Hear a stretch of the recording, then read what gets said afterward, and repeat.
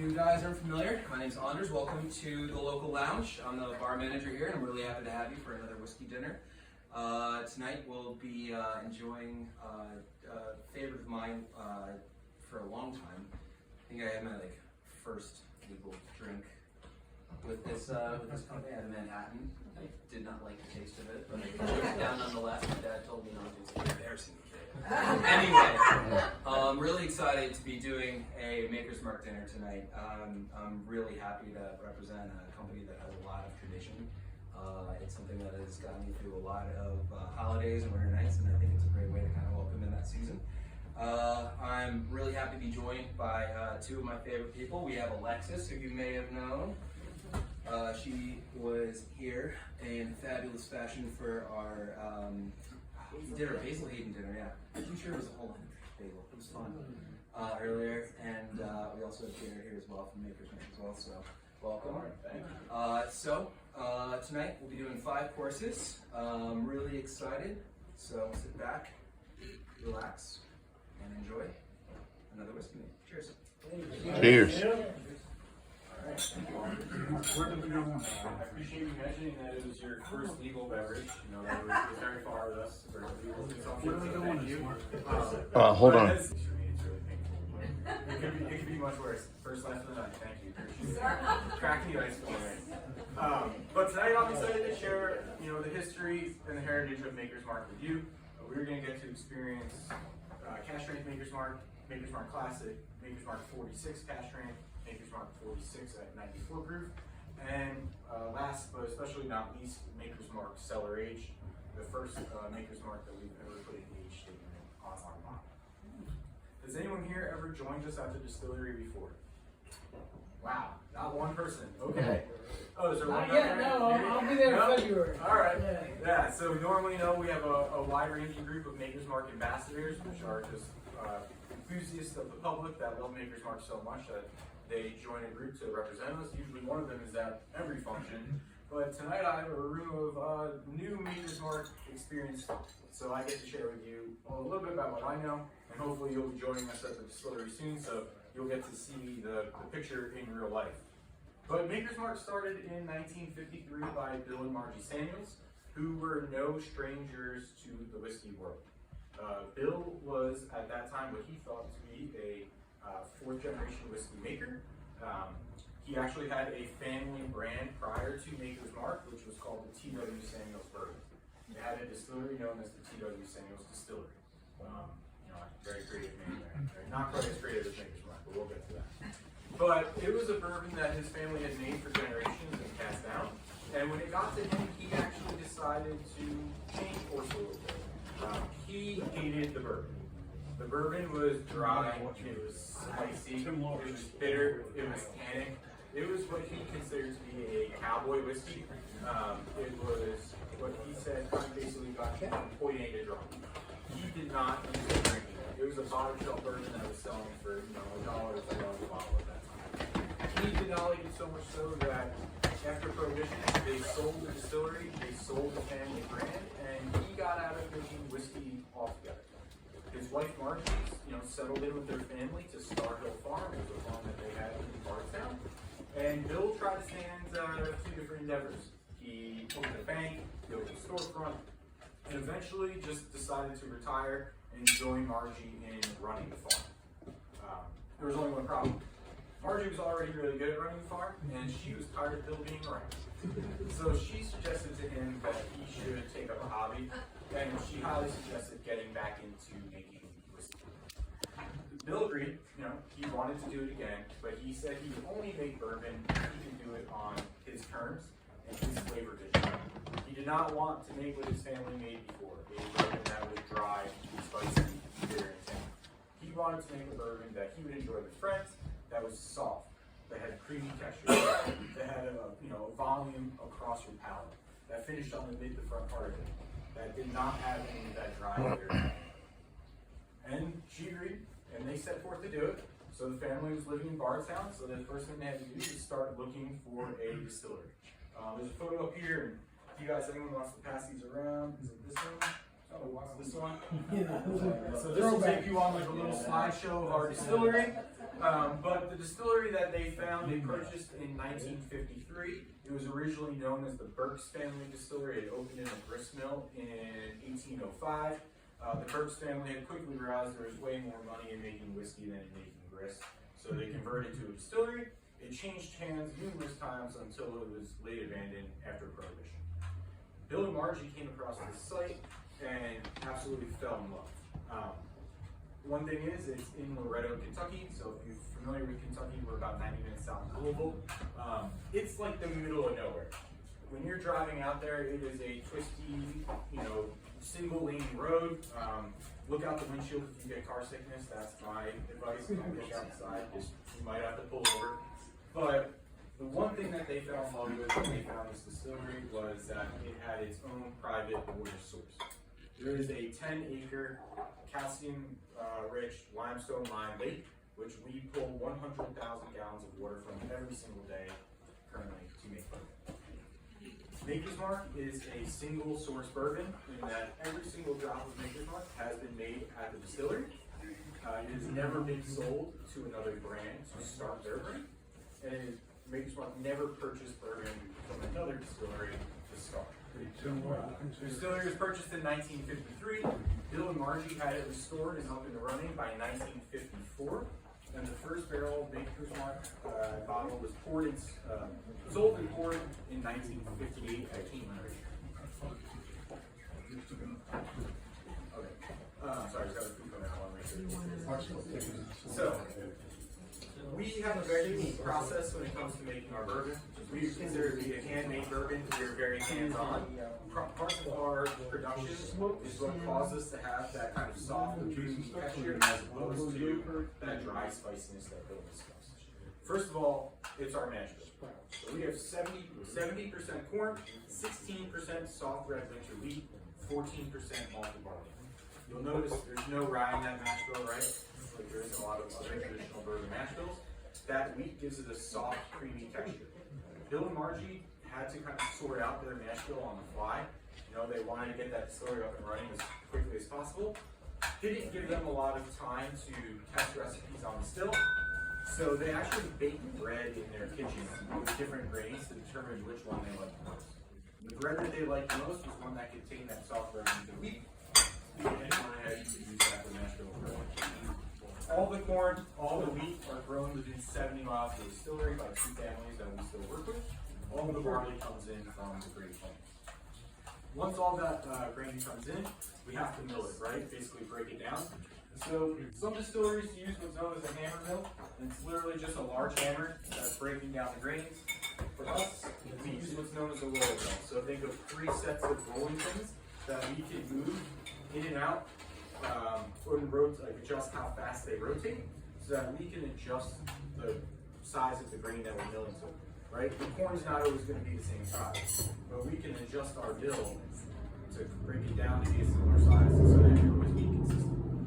Consistency is the name of the game for us. Once we mill the grain, we have to cook it. So we put it into a mash tub. We have 3 mash tubs.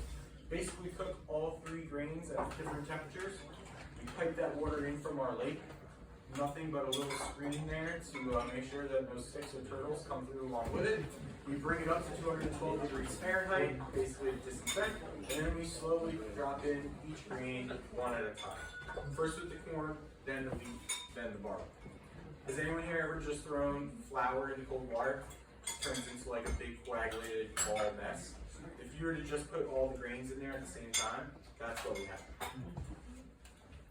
Once we've cooked the grain, we have to ferment. So we actually have 62 fermentation tanks on site, 8 of which are cypress and original to the distillery, so over 150 years old at this point. We do a 3-day fermentation, which allows us to get a distiller's beer of about 10 to 12% alcohol. And it's pretty fruity, it's pretty tropical. If you come and join us at the distillery, you actually get the opportunity to waft a little bit of it. Just be ready, because if you breathe in heavy, it will burn your nostrils. Once that we distill, we do twice distillation. So first we have 40-foot tall copper still. That first distillation comes off at 120 proof, or what I call to be a whiskey sandwich. It is a big, fat, meaty, oily mouthful of white whiskey. So we distill it a second time using a small pot still, which brings it up to 130 proof. So once we've got through distilling, we have 130 proof white whiskey. Who here knows at what proof can bourbon go into a barrel legally be bourbon? 125. So instead of us dropping our proof to 125, we actually drop it down to 110. And the reason we do this is because alcohol and water both have soluble characteristics and abilities. When they're interacting with the wood and with the air that is eventually going to make its way into the barrel, they release different flavor profiles. Anyone have any questions for me so far? Everyone enjoying their first pour at Maker's Mark?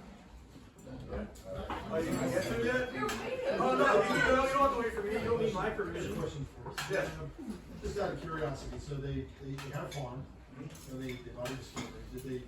Did the farm contribute any which way to the? Not particularly. They didn't grow their own. Just where the family lives. Okay, they didn't grow their own corn or whatever. Maybe they might have, but for the most part, we've just worked with two things. Okay. Which Maker's Mark is it? York City State. Classic, right? Yeah. Yes.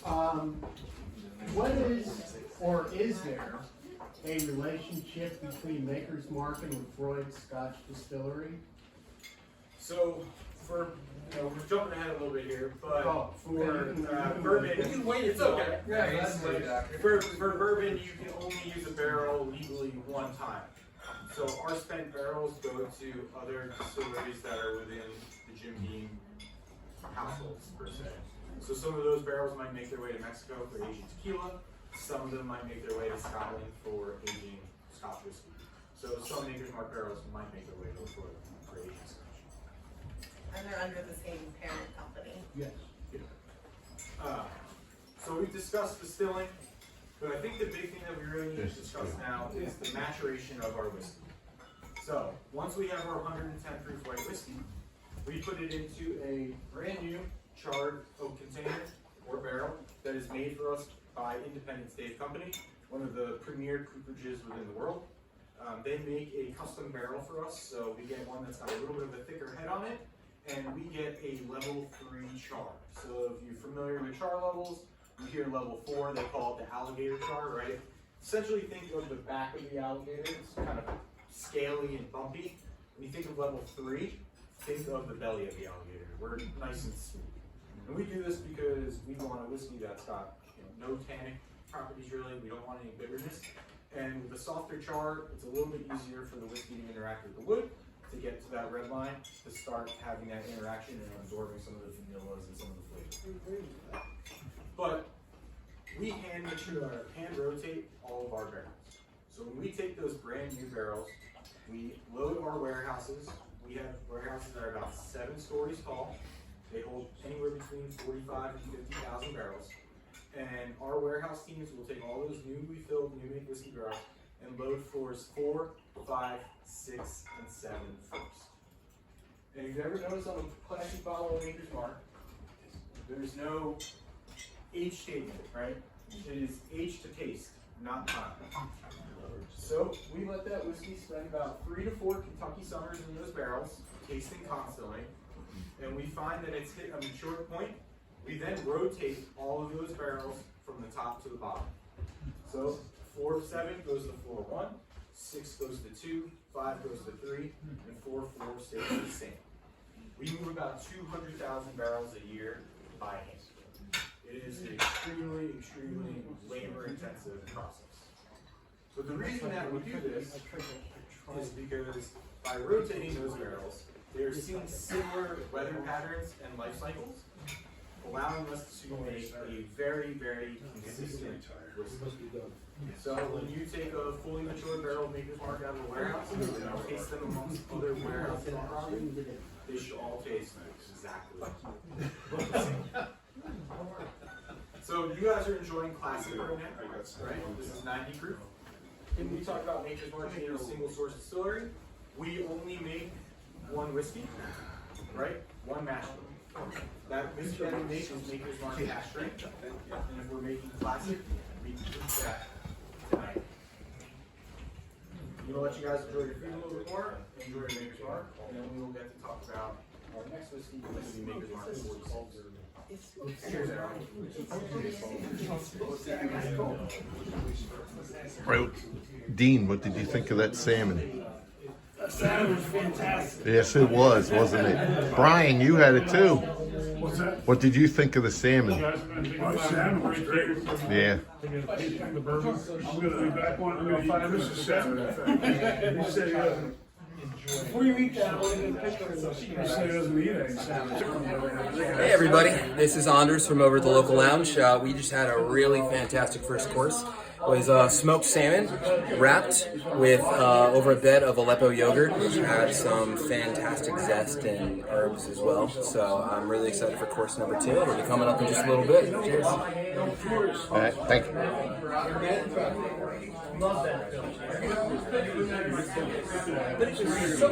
Where's the Maker's Mark? I remember watching the movie 5 years later. This is fucking great. I didn't think this was but I still watch Wait, you got it. So now we are Yeah, I mean, all the places to we're go. going to discuss Maker's Mark 46. And you got, oh, you got a great job. So I hope everybody enjoyed their classic Maker's Mark, right? And I feel like that is, when we talk about Bill's flavor vision, right? It's soft, it's gentle, it finishes on the mid to front part of your palate. It's got some fruit characteristic to it, it's got safety spice to it, but most notably, you do not have any of that kind of bitter, tannic burn on the back end, which is exactly what he was trying to craft.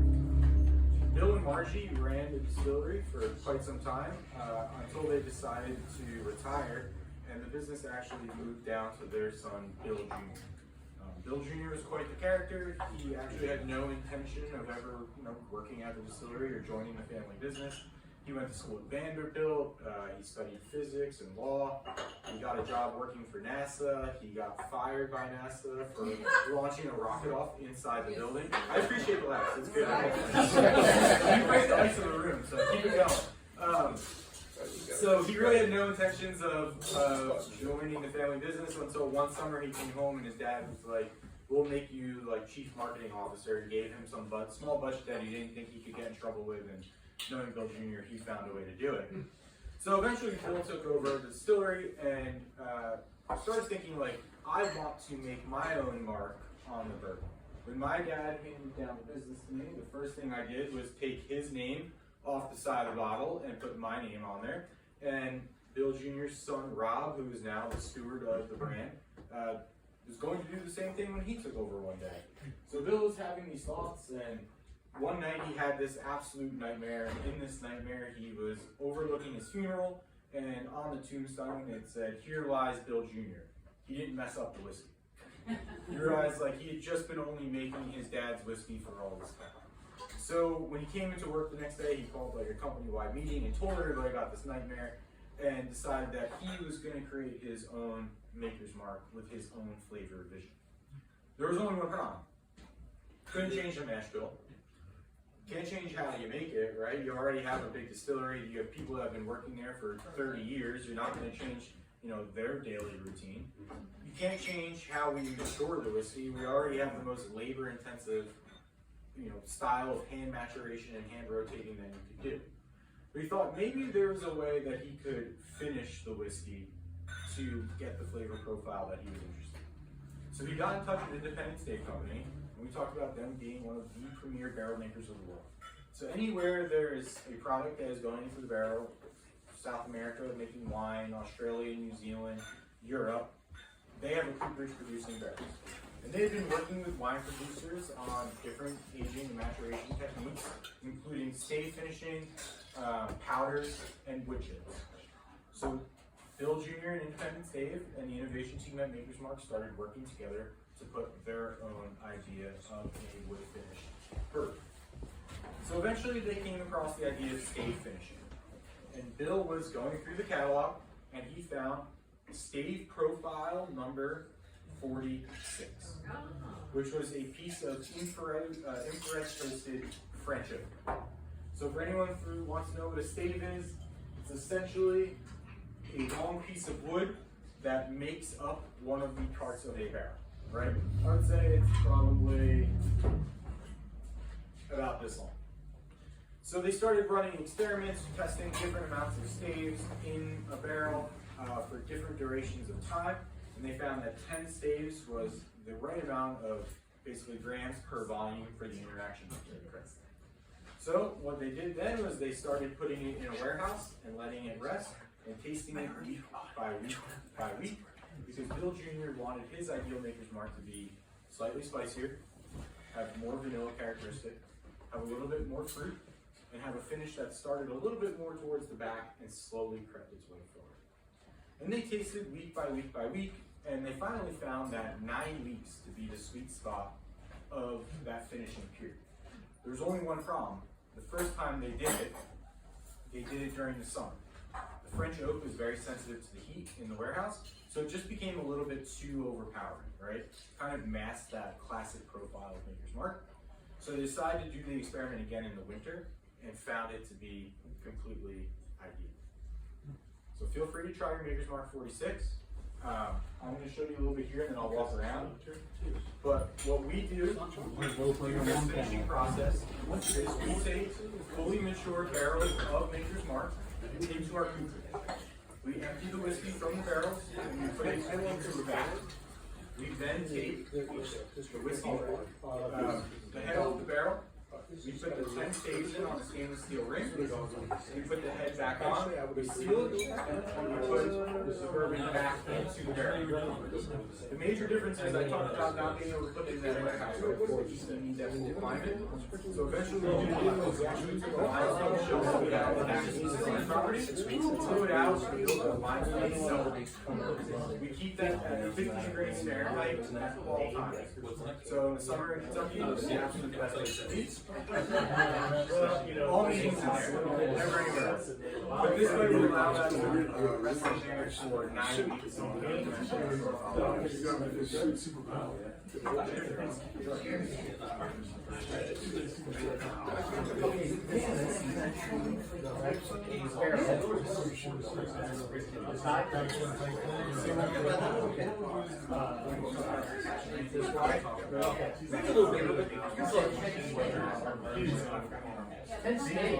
Would go, no, 10 staves in the barrel. That's what I thought too. I thought these staves were things they put inside there. Sure. So I just talking about Sort of. Yeah. I'm not trying to write. I'm just figuring out. Just Mark taking videos. Hey, there's the go for taking videos.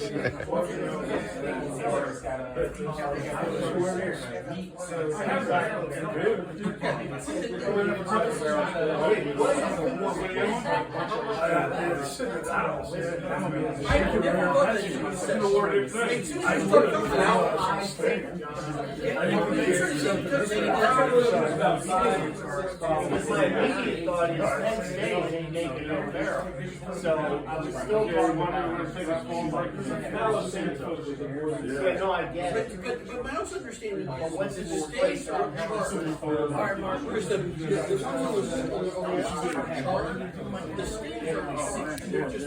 Sure. the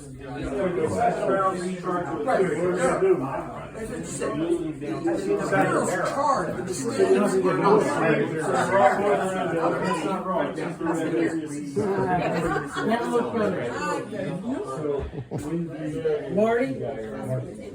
Rachel.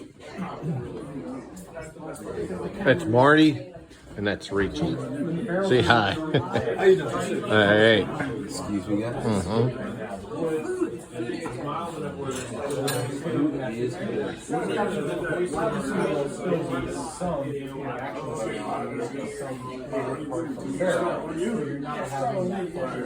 right, wait a minute.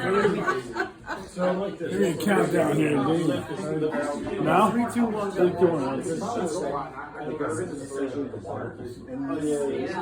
All right, here we are at the local lounge, and right in Mount Holly, New Jersey, and we're enjoying the Maker's Mark, and we got Marty and Rachel, and we just had the flagship, if you will, the 90 proof, which was tasty. Now we're moving on to the 46. You guys got your 46? Yes, we do. All right, what do you think of the impressions of the 46? I like it. It's, we're just talking. We usually use Maker's Mark for Manhattan buildings. So we mix it usually with roof. But I don't remember if I've had these or not. It reminds me just like the regular Maker's Mark, but it has a little more, as you said, a little more spice to it. A little more, I don't know, the finish to me lasts like 30 hours. And a little more caramel to it. I think of it as less sweet, a little bit more of an edge on it, so I think it stands up to kind of being sipped on its own. There you go. Maker's Mark I've never sat and sipped it. Yeah. We always mixed it. This is definitely sip this. So, the funny thing, and I don't know if it's picked it up, what Jared was saying, but all the Maker's Marks will enjoy tonight are all the same mash. Yeah, that's amazing. So they don't change that up, but what they do change is the water that they're adding to it and the staves that they put into it. With Maker's Mark 46 being one of the staves, but they will add to their products when they make their private packaging. This is definitely a nice and open. It's not your traditional vanilla caramel, but there definitely is a sweetness to it. And that's really, it's all heated bourbons, and so you're going to get your softer, sweeter notes, honey in there, and it's a nice addition. I could definitely enjoy this one. It's the kind of whiskey that as soon as you finish, you go for another one. Now you guys told me you're headed out to Kentucky in April. So this will be your first time? Yes. Okay, so where are you gonna go? Oh, we're going to Maker's Mark. Over there, do the tour, and grab a bottle or two. Yeah, I think we want to do a mix of the big distilleries and some of the smaller boutiques. Don't forget to tell them about that real good one. I already told them about Whiskey Thieves. Okay. Yeah, it's on the list. They also like on my page. I told them there's about 1,000 posts on there, and there's plenty of content in Kentucky. So since we've been there every year since 2019, you can find, and that's for anybody watching at home. You can follow the page and check out the different distilleries we've been to get ideas for your next trip in Kentucky. Of course, go from there, be there in February, and we're definitely putting Maker's Mark on our list too. We haven't been there yet, but we're going to make it out there for sure this year. I can't wait to go. Oh, that's not all. I love that. Nothing like a building that's a stage. Now, what's the second course here? It's a pork belly steam bun. Wow. Asian glaze and cucumbers. Like a bummy. Yeah, some kind of. I don't know if you got I don't know if you're in our group or not. So. Oh, yeah, that's one of our Facebook group too. Okay, great. Hitting up from all social media angles. Now, Marty, you told me you didn't like fish. Very good. Oh, okay. I like steak. Oh, okay. I was gonna say, if you eat that salmon, I was gonna come. Oh, no. I had a choice between salmon or steak. All right, so we can be friends. Oh, yeah. All right, we appreciate you guys. Thanks for the time. Enjoy yourself. All right. Nice to meet you. Good night, guys. Have fun. Thanks, brother. Thanks.